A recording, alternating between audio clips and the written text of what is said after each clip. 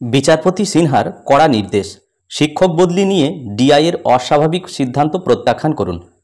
তো এরকম একটি প্রতিবেদন একটি অনলাইন নিউজ পত্রিকায় প্রকাশিত হয়েছে। সেখানে শিক্ষক বদলি সংক্রান্ত কি প্রতিবেদন রয়েছে আমরা একটু দেখে নিই। শিক্ষাক্ষেত্রে চলমান দুর্নীতির পরিপ্রেক্ষিতে জলপাইগুড়ির একটা জুনিয়র হাই স্কুলের শিক্ষক রয়েছেন, যিনি মামলা দায়ের করেছেন এবং তার দায়ের করা মামলায় ক্ষোভ প্রকাশ করেছেন হাইকোর্টের বিচারপতি অমৃতা সিনহা। ওই শিক্ষক তার বদলির জন্য হাইকোর্টে আবেদন করেছিলেন, কারণ তিনি যে স্কুলের শিক্ষক সেই স্কুলে ছাত্রছাত্রীর নথিভুক্তির সংখ্যা খুবই কম ছিল এবং তিনি চাইছেন পাশের একটি ব্যস্ত স্কুলে তিনি বদলি হতে চেয়েছিলেন।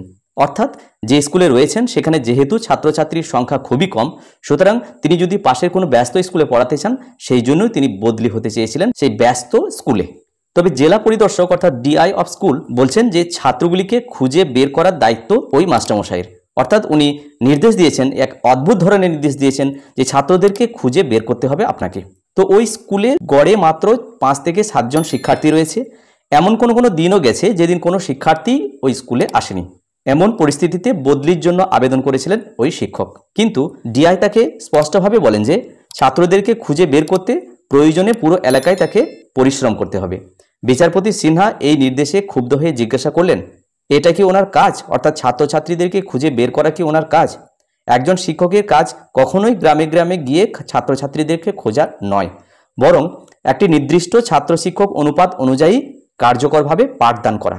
বিচারপতি সিনহার কঠোর নির্দেশে হাইকোর্ট ডিআই এর আদেশ প্রত্যাখ্যান করে এবং স্কুল শিক্ষা কমিশনারকে শিক্ষকের বদলি বিষয়ে যথাযথ ব্যবস্থা নেওয়ার জন্য নির্দেশ দেয়।